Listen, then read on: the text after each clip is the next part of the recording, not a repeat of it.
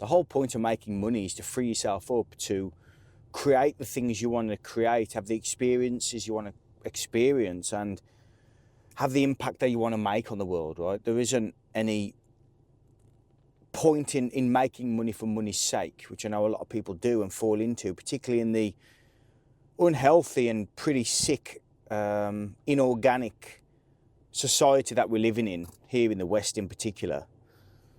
Values and what we focus on is pretty unhealthy, and that's a lot of a bleed through from the Industrial Revolution, whereby we've just become sort of mechanical robots. A lot of people just they don't know any other way of doing things other than what they've always done, and that isn't how human beings are meant to live, right?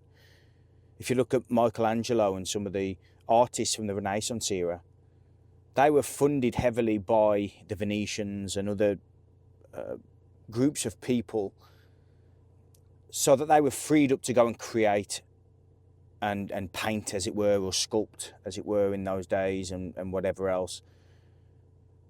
We don't have that now, right? We don't have the freedom to go and create what we, is in our spirit, right? So we have to sort of merge our passions and our dreams and sort of try and align that with an entrepreneurial vision of how you can start a small company and bring that out to the world, and hopefully be financially rewarded for that by the marketplace. Now, one has to have an understanding of what money is and what money isn't, because if you don't understand that, you're just going to be trapped in a rat race forever, right? And a psychological and mental rat race as much as a physical one. Fiat currency, as we know it today, isn't a store of value. And a quality of money is to be a store of value, as well as portable, divisible, a few other things, tangible. And because it isn't a store of value, and we have access to what used to be a printing press, but now it's simply electronic technology to be able to put this so-called money, which isn't money, it's currency, into the system, the wealth of an individual and of a nation, of entities such as corporations and whatnot, naturally gets eroded as more currency gets pumped into a system.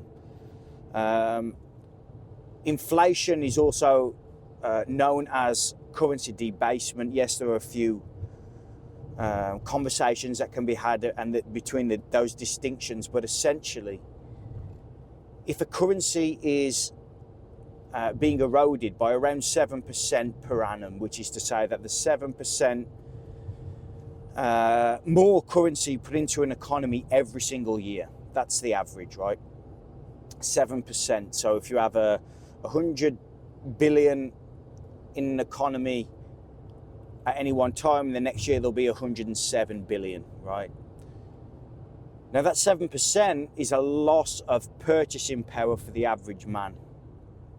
And that's what most people don't understand. It's not new. This has been spoken about for decades. You have to go back to, I think it was pre-World War I or just after World War I, when what we can call fiat currency today sort of took place. You also had, I think it was 1972 with Nixon, when he took the US dollar off the gold standard, but many currencies had been off the gold standard before then as well. So now all we really have is credit, and most people think that the opposite side of credit is debt, but the reality is there isn't really, it's just credit, right? There's a trust agreement that's created with a beneficiary, a trustee, a settler on the three sides of the trust, and every single so-called mortgage, so-called credit card is simply a trust agreement. You can go very deep into that stuff, and it's far beyond the scope of a 10-minute video. I might talk about it a bit more in the future, but it's you have to learn and study that for many years. But basically, The currency that we think is currency today isn't currency. It's a trust agreement, which is why when you read a banknote, you will see somewhere on there that this is a promise to pay the bearer 5, 10, 20 pounds. And that's a promise to pay because it's a trust agreement. It's nothing solid, it's nothing real. Now that isn't to say you can't go and buy things with this currency, because you can, but that's only because we agree upon it, not because it has any real substance. So again, please go and study what money really is and what money isn't. Throughout all of time, we've had gold, silver used as our money.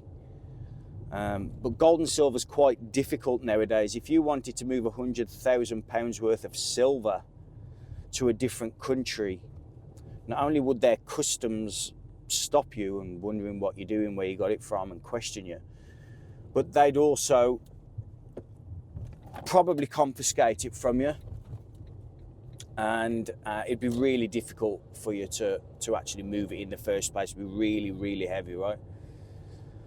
Because it's not really movable, it's not really divisible. Which brings me on to, in my opinion, I take a lot of flack for this from sort of maybe boomers more than anyone, and boomer type mindsets. Bitcoin is the best thing that we've, in my opinion, ever created, human beings, in the form of money. Now we've moved into the technological age. When I say it's the best we've created, it's because it can't be tampered with. It can be manipulated price-wise, yes, by big organisations buying and selling. But in terms of the value of the Bitcoin itself, one Bitcoin will always be one Bitcoin. There's only 21 million of them. It's divisible. It's portable, because all you need to do is put it on a cold wallet, multi-signature cold wallet. And never before have we been able to do this, right? So I'm a big believer in it. I'm a big believer in the philosophy of it. I'm not too happy with big organisations such as BlackRock and US governments and all whatever else buying it. I don't think that's a great idea, if I'm being honest. I think it sort of evades the whole point, but perhaps it was inevitable in the long run with what it is. I mean, if you think Bitcoin's a so-called scam or a Ponzi scheme or whatever else, go and look at BlackRock, how much they're buying, MicroStrategy. There's companies and nations out there that are buying. Some I don't think have been spoken about yet, but they will. So it's not necessarily saying go and buy some, but I'd definitely consider studying it. And I think that the more you study it, the more you realise that it's a pretty good idea to get hold of some. Not financial advice, of course. But this all boils down to, you have to study what money is and how it's impacting your life, how piss poor monetary policy by the governments around the world is affecting you and your family and the people you care about. It's not going to get any better with the advancement of technology. If you look at AI, for example, the amount of leverage that you've got now with AI means that a lot of people are going to lose their jobs, because people are simply going to become obsolete in their day-to-day work activities, not in terms of their value as a human being, but in terms of their capability to actually do as much work as a AI can do. It's more or less impossible, for that to happen. So this is going to be a reality whereby a huge percentage of the population will lose their jobs, will lose their so-called careers. A bit of a scam anyway, to be honest. You shouldn't want to retire necessarily. You should always be trying to create and add value and grow in wisdom and truth and whatever else. You can't ever retire from that. You can only ever retire from something you don't really want to be doing. But you need to study money. You need to study how it's draining life energy and life force from the average man, because they simply don't know what's going on. Gold, silver is historically a good idea. Bitcoin, in my opinion, is the future's idea. It's where we're at and where we're going. And for the last 15, 16 years, that's been proven correct. No one's going to come and save you. No one's going to come and, as technology soars and exponentially expands and impacts all of our lives, whether we like it or not, we need to evolve and adapt to this. I think that nature-based businesses and like authentic connection, that's going to become huge because people are going to be missing it. They're not going to be in offices anymore.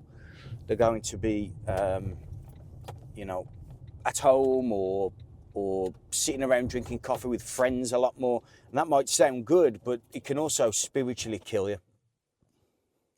You need something to get out of bed for, some purpose behind you. And I think as you go through the phases of life, these things change and evolve as you do.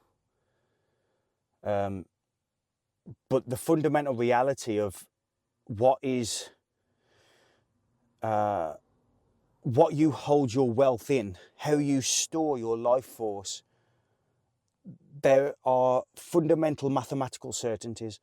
And I think Bitcoin is that fundamental certainty. It can't be changed, can't be tampered with. Gold and silver is your next best thing, in my opinion, in the modern era. I own a lot of real estate. That's solid, that's not going anywhere, and it gives you nice currency cash flow, but I know what currency is. I generally put all that currency back into Bitcoin and back into gold and silver, or I buy more real estate with it. Because once you know what money is and how it's sort of being manipulated at the moment in the form of fiat currency, by borrowing cash or currency, you then buy real world assets or real assets, and then as it inflates away, because they keep printing more and more of the stuff and creating more and more of it, the currency becomes worth less, and the real world, in relation to that, the real assets such as houses, gold and silver, the price of that goes up. The value remains the same because price and value aren't the same thing. The value, 1 kilo of gold is 1 kilo of gold, but the price of that kilo of gold will go up the more currency is debased over time. And this is why we see society, much of society, you go walking down the high street and half the shops are shut. You have a lot of immigration in a country because the governments are trying to prop up the amount of people in the country to keep the economy going. So a lot of the problem stems from filthy money. It stems from not having solid money. And I think it's one of man's important studies is to really get into that, take control of that for themselves, and in my opinion, use entrepreneurship to actually build something you care about, and then you can make an impact in the world according to what's sitting in your soul and in your DNA.